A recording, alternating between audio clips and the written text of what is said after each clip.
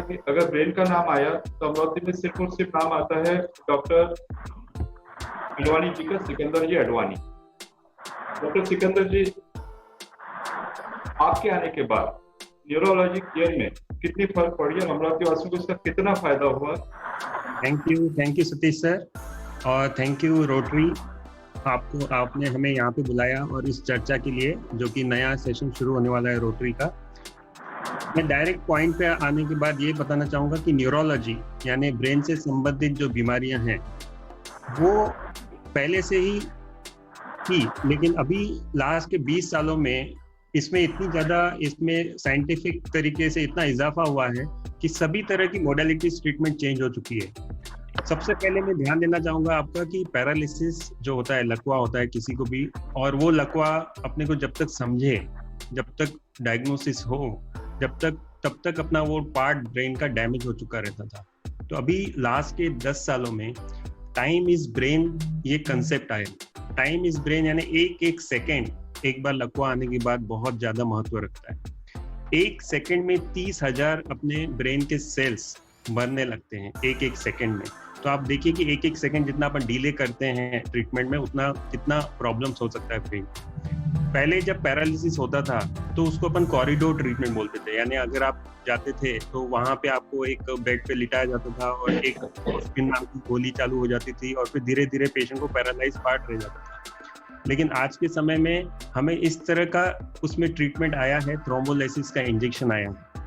आपको बताना चाहूंगा कि ये अवेयरनेस अभी मेट्रो सिटीज में भी नहीं है। थ्रोम्बोलिसिस का जो इंजेक्शन रहता है जिससे अपन नस खोल सकते हैं, और उसका टाइम ड्यूरेशन जो रहता है वो रहता है 4.5 घंटे।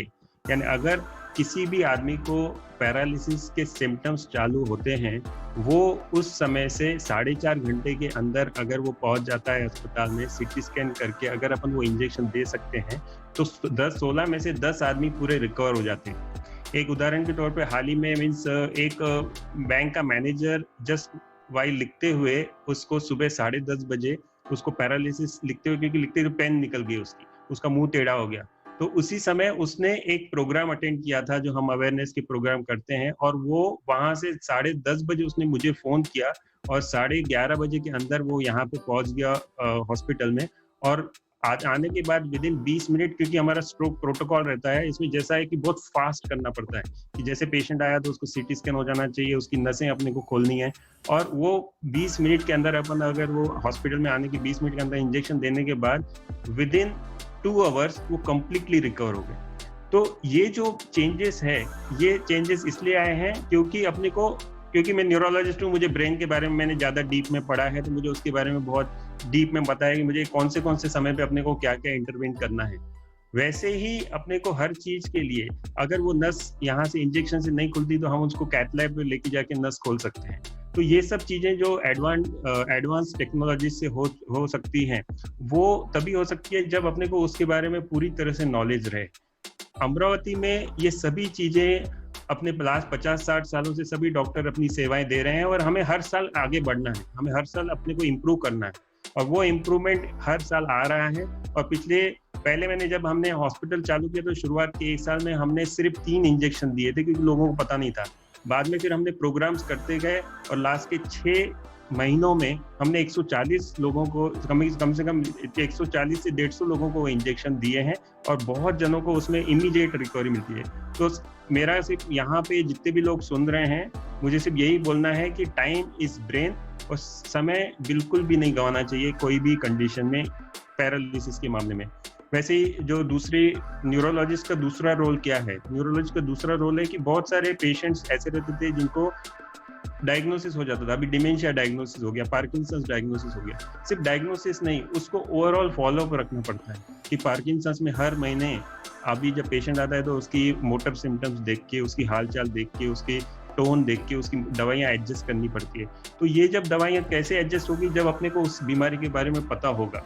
और जब मैं जो कि न्यूरोलॉजिस्ट हूँ, मुझे पार्किंसंस डिजीज के बारे में ज़्यादा मुझे इंटरेस्ट है, डिमेंशिया के बारे में ज़्यादा इंटरेस्ट है, तो मैं उसमें बहुत दिलचस्पी लूंगा। और जब पेशेंट में डॉक्टर दिलचस्पी लेता है तो डेफिनेटली पेशेंट को बहुत ज़्यादा फायदा होता है। तो मैं यही कहना चाहूँगा कि जब जैसे जैसे ईयर्स बढ़ते जा रहे हैं, अमरावती में सभी वैद्यकीय सेवाएं बढ़ती जा रही है और हर साल हम इम्प्रूवमेंट हो रहे हैं। दूसरा एक सिर्फ लास्ट मुद्दा मैं ये बोलना चाहूँगा न्यूरोलॉजी के बारे में कि न्यूरोलॉजी में एक पेशेंट एक बार डिस्चार्ज हो गया तो उसके बाद में उसको रिहैबिलिटेशन लगता है। अब रिहैबिलिटेशन यानी क्या? तो रिहैबिलिटेशन यानी कि पेशेंट को पहले जैसा नॉर्मल तरीके से आना, जितना हम पॉसिबल कर सकते हैं। तो ये रिहैबिलिटेशन के लिए मैंने बहुत सारे पेशेंट्स देखे जो कि बॉम्बे में जाके 6-6 महीना रहते हैं और वो वहाँ पे रिहैबिलिटेशन करने जाते हैं और वहाँ पे अपना रिहैबिलिटेट करके आते हैं। और हमने रिहैबिलिटेशन यहाँ पे वो संस्था यानी रिहैबिलिटेशन इंस्टीट्यूट चालू किया।